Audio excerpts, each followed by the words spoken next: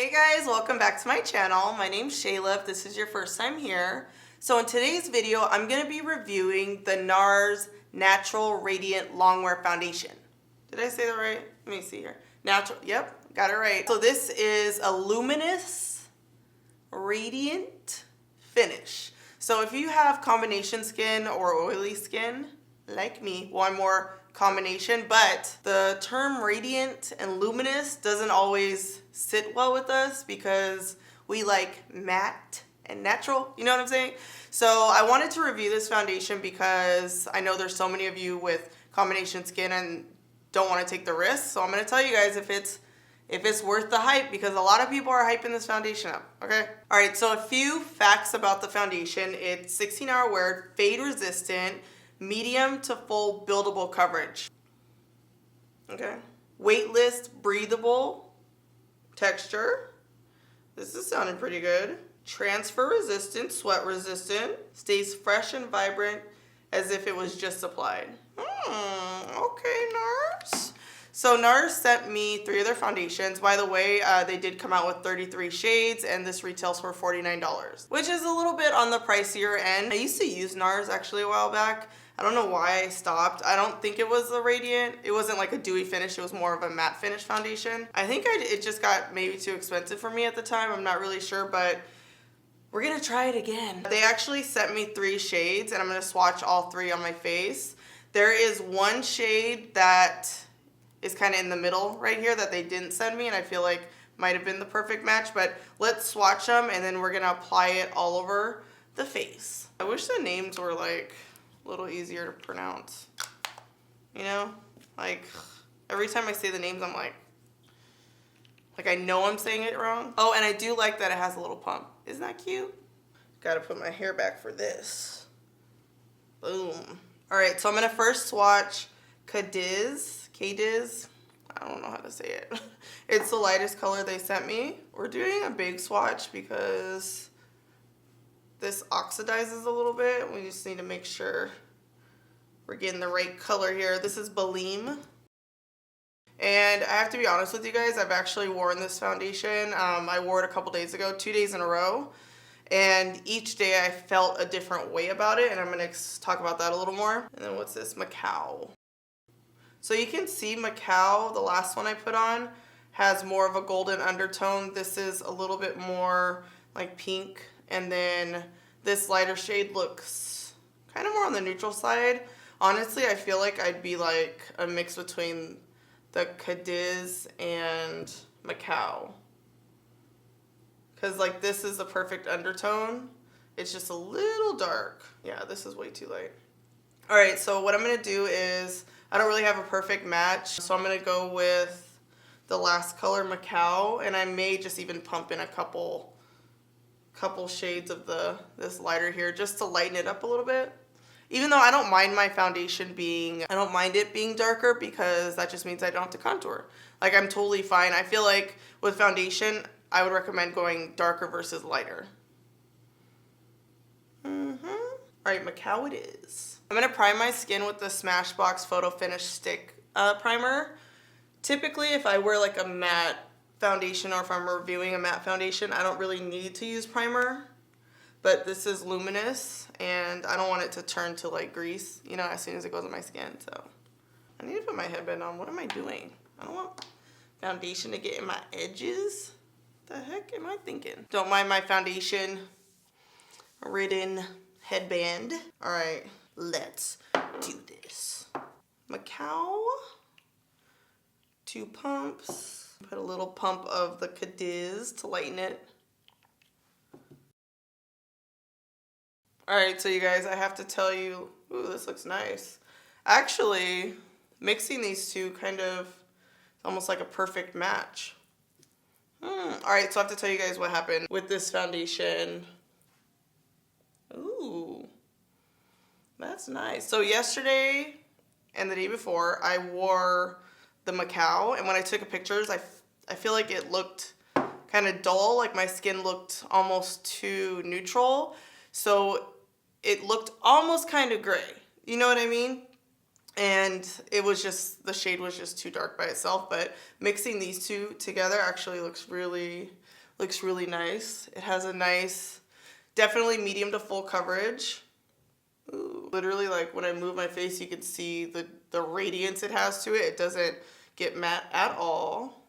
I like it. Goes on smooth. This kind of reminds me of MAC Studio Fix Fluid, except more of like a glowy finish.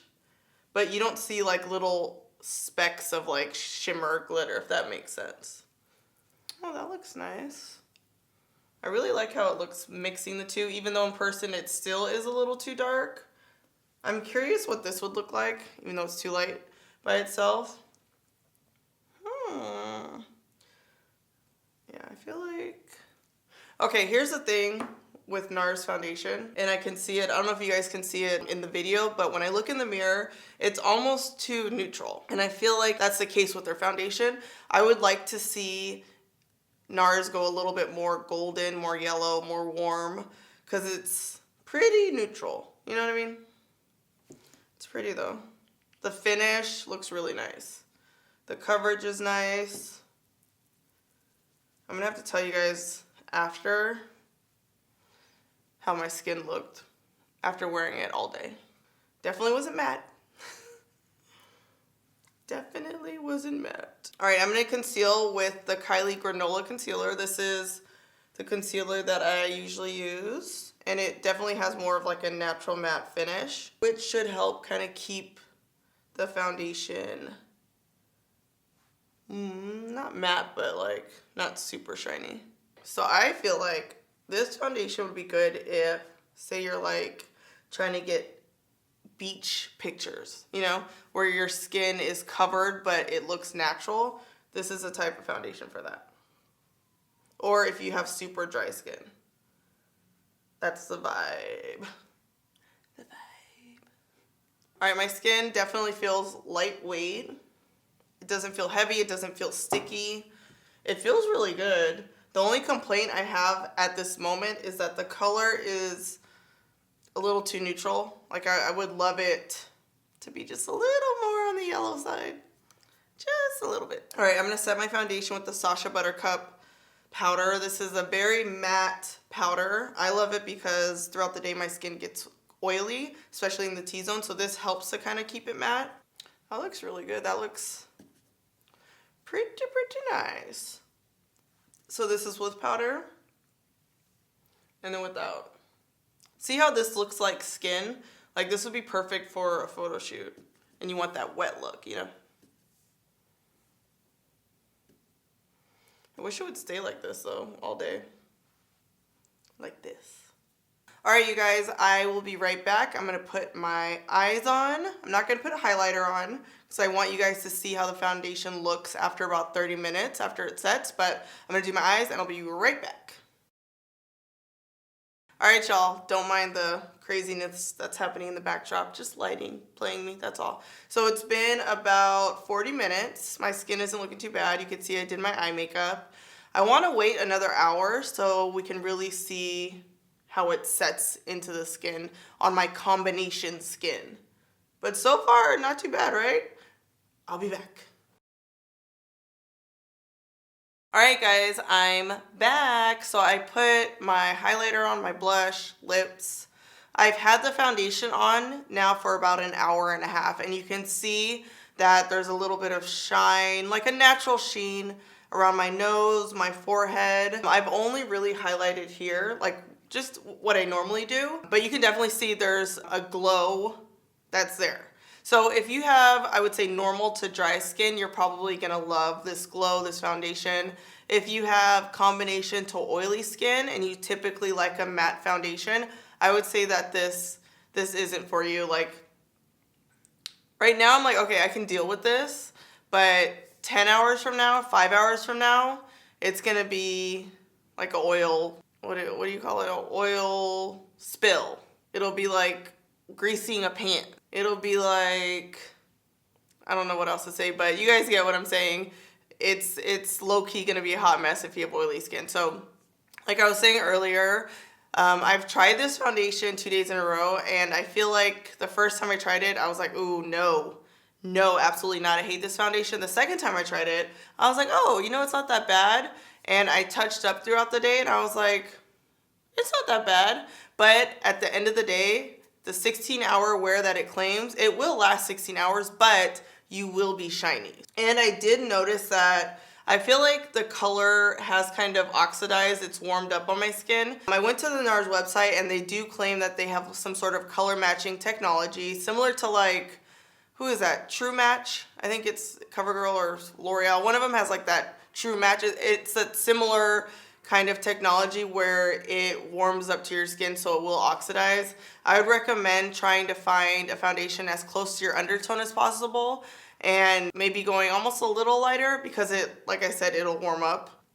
Boom, that's it. Thank you guys for watching my Nars Natural Radiant Foundation review. I hope this helps you guys decide if this is a foundation for you or if it's not. Don't forget to subscribe to my channel. Hit that subscribe button, okay? Don't be shady. Hit the button. And last but not least, strut and slay.